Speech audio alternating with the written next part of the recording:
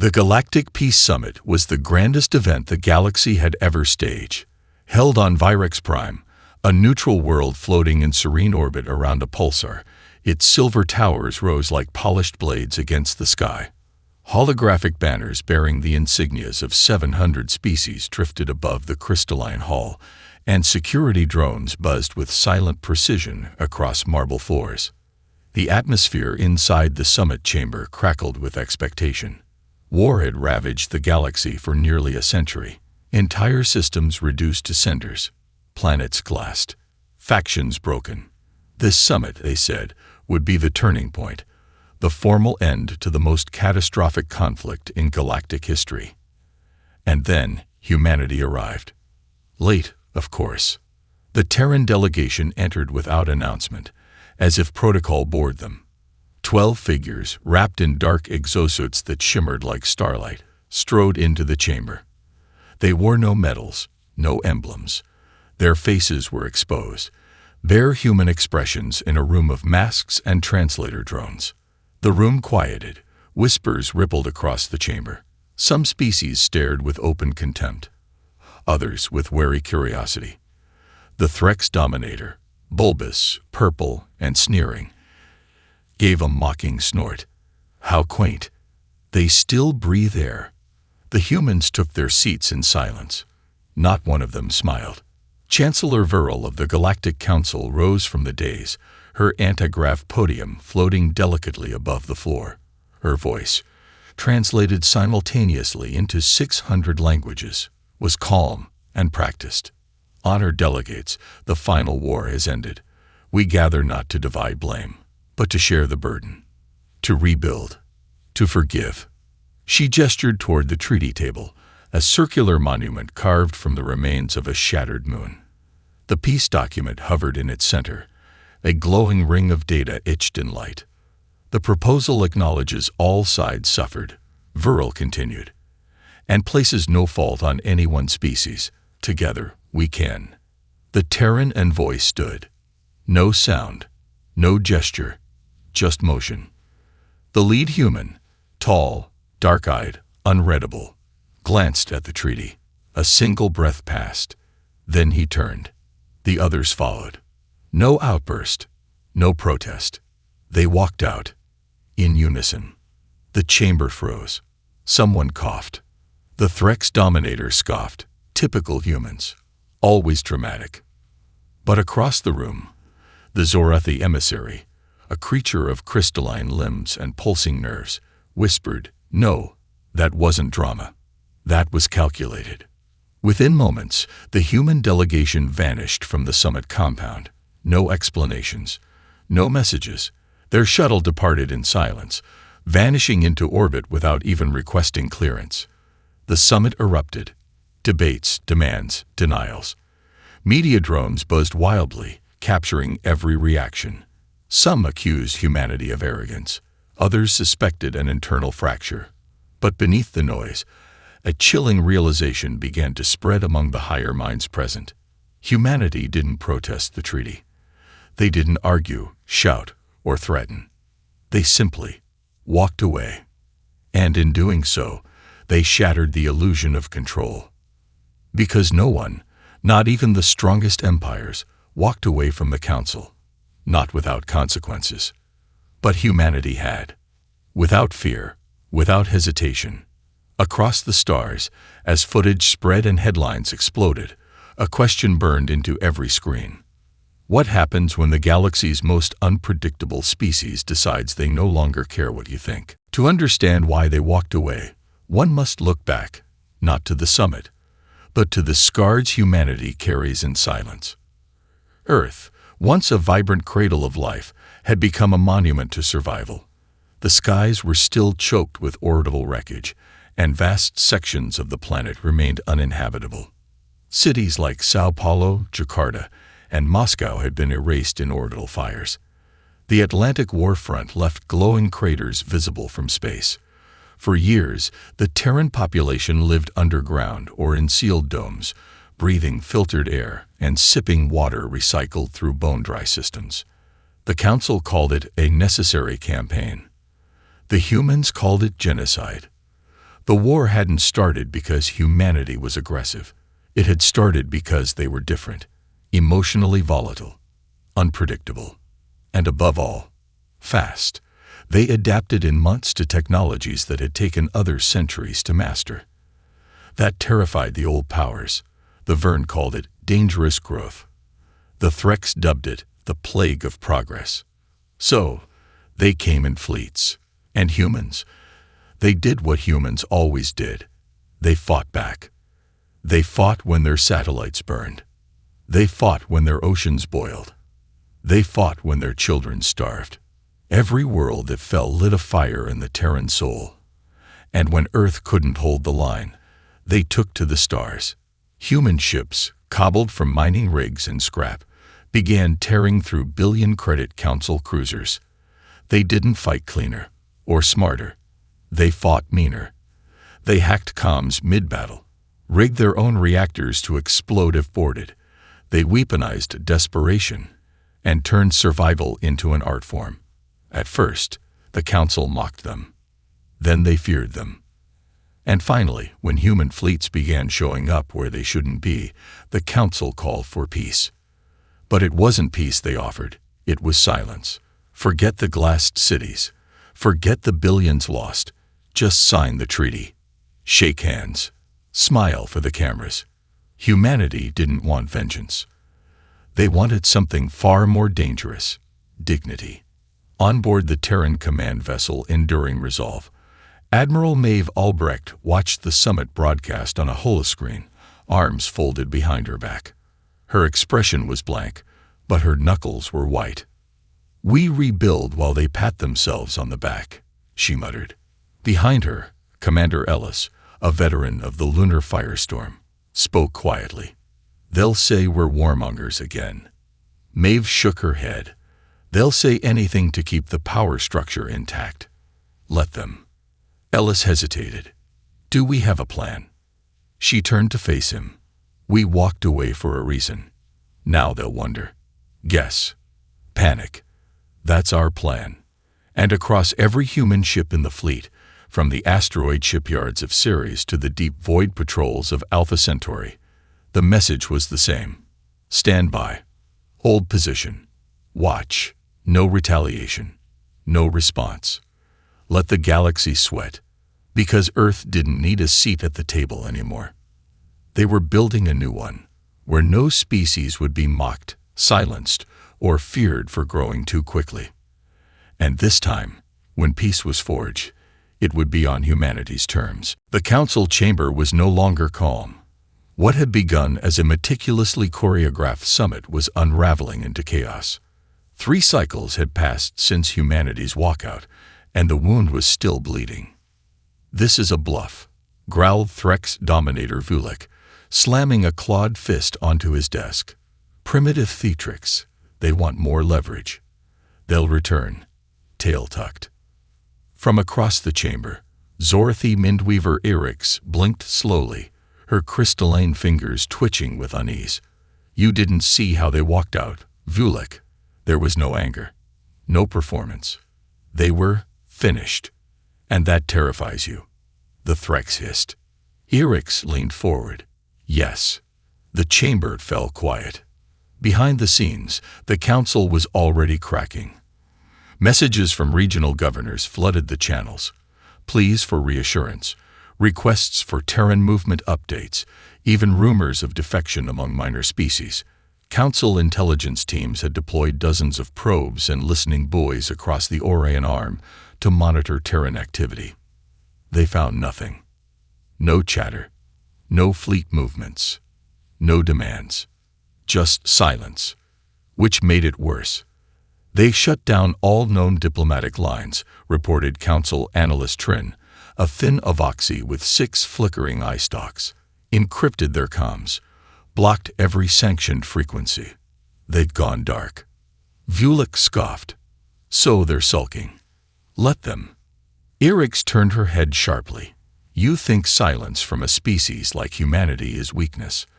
Their entire cultural response to grief is action. Sudden action." The Zorothy had studied humanity closely during the war. She'd seen how they fought. Not with overwhelming force, but with chaos. They exploited cracks, turned setbacks into ambushes. They were patient, but only when it served them. The current quiet wasn't calm, it was compression. Tension ready to snap. Across the galaxy, speculation spread like plasma fire. News streams ran 24/7 coverage on the human silence. Was it protest? Was it preparation? Was it withdrawal? The Verne Ascendancy dispatched a diplomatic vessel to Sol with an olive branch, rare metals, medical aid, and an offer to reopen dialogue. They never received a response. A week later, the Verne ship returned, untouched, unaided. No human hailed them. No defense grid engaged. No ports opened. They were ignored. And still, no one knew why. Council Chairwoman Verl finally broke protocol and summoned a private emergency session with key delegates. She stared at the table. No speeches. No flourish. "They're not negotiating," she said quietly. "They're deciding." "Deciding what?" Trin asked. "If they still want to be part of this galaxy." The silence that followed was thick enough to choke on. Because deep down, the Council had always known this day might come. From the moment humans emerged onto the galactic stage with their fast ships, ugly ships, and terrifying resolve, there had been murmurs. Whispers that humanity might someday outgrow the galaxy's rules, that they'd stop asking for a seat at the table, and build their own. Now, with that terrifying moment possibly at hand, the Council finally understood what the walkout really meant. Humanity wasn't protesting. They were done listening. Captain Rassic of the Zorathi Exploratory Fleet wasn't the Council's first choice. He was their last resort. His mission was simple: locate the Terran fleets, assess their activity, and report back with confirmation that humanity was merely licking its wounds. It was a desperate gamble disguised as reconnaissance. His ship, Veil of Light, crept through the edge of a dying red dwarf system, coordinates flagged by a Verne merchant vessel that had picked up strange energy spikes. The Council had dismissed it as stellar flare interference. Rassic disagreed. He should have turned back the moment he saw the Dyson swarm. It wasn't theoretical. It wasn't experimental. It was real. Stretching across the red dwarf's orbit were thousands of modular satellites, sleek, black, and alive with movement. Some harvested solar energy. Others, Rassic realized, were assembling something bigger. Structures the size of cities rotated in silence, scaffolding growing like bones beneath skin. There were no defense platforms, no warnings, no need. The veil was invisible, masked by Zorathi stealth fields perfected over generations. But within moments of entering the system, every system on the ship blinked red. They were already seen. Rassic's comms went dead. His engines stuttered. For a full 60 seconds, the ship floated, helpless, inside the swarm. And then, power returned. No words, no threats, just mercy. Rassic didn't wait for a second invitation. He snapped the ship into a full retreat, dumping sensor logs and telemetry into the core as they worked away. He didn't speak until they were safely in Zorathi space. "They're not rebuilding fleets," he whispered to the Council's remote uplink. "They're evolving." The footage spread like wildfire. Within hours, Council analysts confirmed the swarm wasn't a weapon. It was an infrastructure project, one so advanced it defied galactic precedent. Energy storage, mass fabrication, instant relay networking. A self-sustaining civilization, built in deep space. Council members scrambled to interpret what this meant. "They're preparing for total war," Vulik the Threx declared, claws twitching. "No," Irix the Mindweaver countered. "They're preparing for something else, something beyond us." They weren't wrong. Because Terran broadcasts, rare, encrypted, and pulsed from unmapped satellites, had changed in tone. They no longer referenced Earth as home. Now they said, humanity is migratory. They said, the stars are inheritance. They said, survival is not enough. Some called it madness. Others saw it for what it was, a quiet declaration that humans had no intention of returning to the old order. They were building a new one, a future where no planet could be targeted, no species could be cornered, and no fleet could match their reach. A decentralized civilization, untouchable, mobile, and limitless. The Council realized, too late, that humanity had walked away not in anger, but in certainty. They didn't need revenge. They needed space, and now that they had it, the galaxy was no longer their judge. It was just background noise. Humanity wasn't just playing a different game. They were rewriting the rules. The panic didn't begin with warships. It began with silence. More systems reported Terran activity, fleeting shadows on deep-range scanners, unidentified pings in dark space, construction signatures in abandoned sectors. But every time Council forces arrived to investigate, the signs were gone. No wreckage, no transmissions, just empty space and the faint hum of something too advanced to leave traces. That's what scared the Council most. Humanity wasn't hiding. They were testing. And the rest of the galaxy. They were starting to crack. The Verne Ascendancy was the first to act. Without informing the Council, they began fortifying their border sectors with automated gun platforms and quantum mines. It was a move born from fear, not strategy. And it didn't go unnoticed. The Zidari swarm followed, deploying surveillance drones into neutral zones near Terran-tracked activity. When 2 went missing in a single cycle, the swarm accused the Verne of sabotage. The Council's pleas for unity fell on deaf ears. By the time the third skirmish broke out on the rim, between old allies no less, the illusion of peace was dead. They think we're coming for them, Admiral Maeve Albrecht said calmly, watching a dozen live feeds of Council infighting from the bridge of the Enduring Resolve. They think we want retribution. Commander Ellis frowned. Don't we? Maeve shook her head. No, that's the old way. Let them chase ghosts while we move forward. She turned toward the central display, where the Dyson swarm continued expanding, calm, methodical, and completely indifferent to the chaos it left in its wake. We've already won, she said quietly. They just haven't realized it yet. Meanwhile, in the heart of the Council, paranoia reigned. Closed-door meetings turned into shouting matches. Accusations flew like plasma bolts. Some accused the humans of planning a coup. Others claimed they'd uncovered a new form of AI beyond anything the galaxy had seen before. And beneath it all, one terrifying question was whispered in darker corners. What if humanity no longer needs planets? If true, it meant everything the galaxy relied on. Supply lines, orbital defenses, planetary resources was obsolete. Species built empires on worlds. But humans were building something else. The Council tried to respond. They proposed a second summit, this time with stronger terms and mutual concessions. They sent envoys with offers of shared technology and co-colonization rights. Every message went unanswered. Eventually, Council Chairwoman Verl stood alone in her quarters, staring at the last response the Council had received from humanity. It wasn't a threat. It wasn't a demand.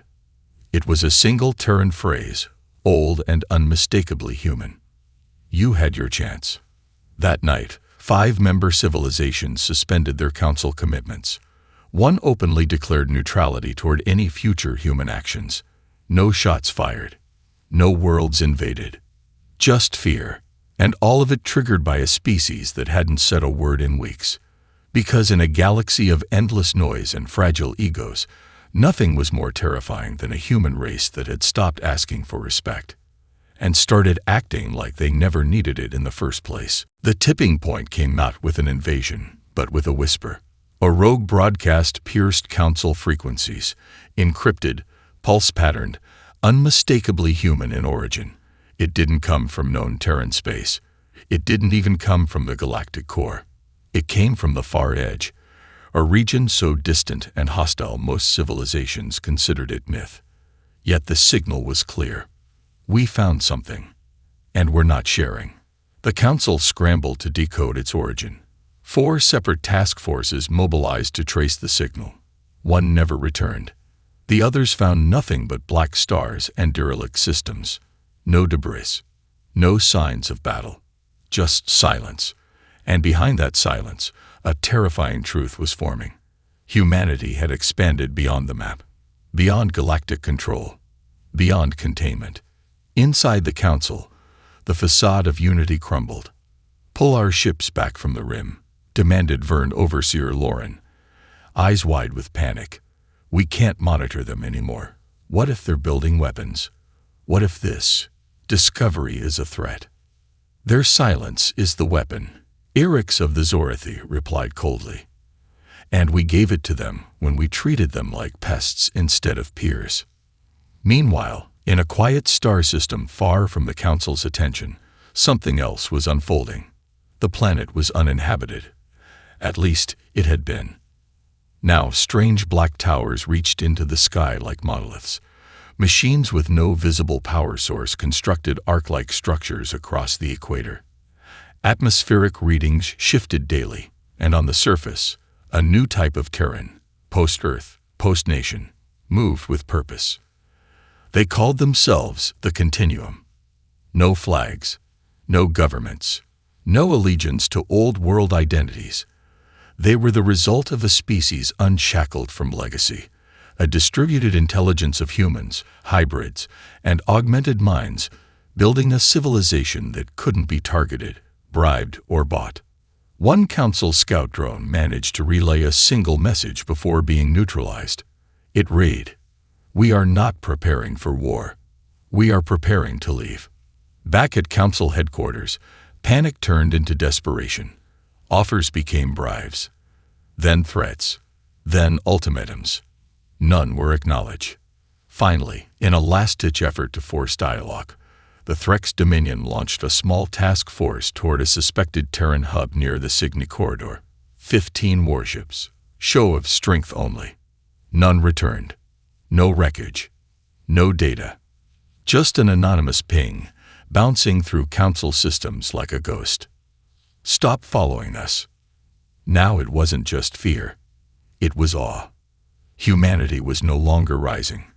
They were transcending, ignoring borders, defying politics, and rewriting civilization in real time. Species that once mocked Terran unpredictability now scrambled to study them, mimic them, beg for inclusion. But it was too late. The galaxy had laughed at humanity, had bombed their worlds, had offered peace only when it was convenient. Now, the humans were done talking, and the stars were listening to them instead. The Council wasn't defeated by fleets or fire. It shattered under the weight of its own arrogance. The Vern Ascendancy was the first to walk out. Their departure was quiet. No declarations, no final words. One morning, their ambassadors simply didn't show up. Their ships were recalled. Their stargates locked down. They had seen the writing in the stars and chose isolation over involvement. The Threx followed, but not silently. Dominator Vulek stormed out of the Grand Assembly in a rage, declaring the Council a husk of cowards and philosophers. His exit was broadcast live across 5 sectors. He called the humans a cancer of change. But his eyes betrayed something deeper than hatred. It was fear. By then, even Orcs of the Zorathi had stopped defending the Council. She sat in the silent halls of the once crowded chamber, watching her colleagues argue over sanctions and signals like priests bickering over scripture while their gods walked among the stars.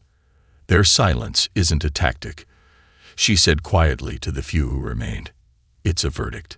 In the outer systems, colonies once loyal to the Council began declaring neutrality, or worse, open cooperation with Terran proxies. Quiet trade hubs emerged in deep space, exchanging resources and data with human vessels that never fully revealed themselves. There was no Terran flag, no central government, just the movement. The continuum spread like gravity wells in the dark. Wherever humanity had once been confined, they now drifted freely. Seed ships, orbital megastructures, data-weaving AI stations, and habitats nestled into asteroid belts. No borders, No homeworld. Just forward motion. And with every passing cycle, more species looked toward them, not with suspicion, but with curiosity, admiration, envy. What the Council feared as chaos, others saw as evolution. They are not colonizing, one broadcast said from a rogue Avoxy station. They are becoming. The fracture finally split open when Council Chairwoman Furl, once the loudest voice for diplomacy, vanished. No announcement. No resignation. She was last seen boarding a civilian vessel bound for unaligned space. Some whispered she had joined them. The remaining council members held one final closed-door session. Half the chairs were empty. The rest sat in silence. No one argued. No one voted. Because for the first time, they weren't sure what they were arguing for. The council didn't fall with an explosion. It simply ceased to matter. Out in the void, the humans continued building. They didn't return calls. They didn't demand reparations. They didn't wave banners or deliver speeches. They simply left the old galaxy behind and offered no path for others to follow. Because that was never the plan. They weren't ascending to dominance. They were escaping irrelevance. And now, across 1,000 worlds once so sure of their own supremacy, a terrifying realization began to spread. Humanity didn't want to rule the galaxy. They were already building the next one. The galaxy never heard the last words of humanity. There was no final broadcast, no monologue, no declaration of victory. Only a quiet disappearance. Across every sector, Terran presence faded from the known lanes. Spaceports that once caught glimpses of sleek, black vessels now saw nothing. Listening posts that tracked subspace ripples fell quiet. Those who dared approach old Terran hubs found only empty constructs. Drifting towers and cooling halls, stripped of life, but humming with residual energy. They had moved on. But the echo remained. In the ashes of the Council, dozens of fractured civilizations scrambled to reinvent themselves. New alliances rose from fear, driven not by cooperation, but by survival. Trade federations restructured. Defense pacts were rewritten. Every major species launched its own continuum project, desperate to replicate what humanity had created. None succeeded, because what humanity built couldn't be copied. It wasn't a government. It wasn't an empire. It was an idea. One born in war, hardened in betrayal, and perfected in exile. On a quiet moon orbiting a white dwarf, Zorathy Mindweaver Erix stood alone, watching the sky from beneath the transparent dome of her private observatory. She had left the council months ago, walked away from the ruins of old power, and now spent her final cycles contemplating what she had once failed to understand. She watched the stars, not for fleets, not for answers, but for signs, and one day she saw it, a shimmer across the black, just at the edge of visual comprehension, a ripple that bent starlight, a structure, not large, but vast in implication, phasing into real space for a mere second before blinking out again. Not in orbit, not in a system, but between them. Humanity had left the map. They were building a civilization not bound by stars, but between them. Not reliant on planets, but on self-contained ecosystems, modular habitats, and interlinked minds spanning light years. A quantum civilization, a migratory intelligence, a future unrecognizable. The last whisper came as a pulse in the background noise, almost overlooked by a Zedari listening array. 6 words, unencrypted, undeniably Terran. We didn't leave you behind. Yet, it wasn't a threat. It was a warning, a choice, because the humans had never wanted revenge. They had never wanted thrones or tributes. All they had ever wanted was to be heard, to be seen as equals. The galaxy had laughed. And now, left behind in the ruins of its own arrogance, the galaxy realized it was no longer humanity's prison. It was humanity's past. And ahead lay something no species had ever dared reach for. Not conquest, not control, transcendence. The age of stars was over. The age of humanity. It had only just begun.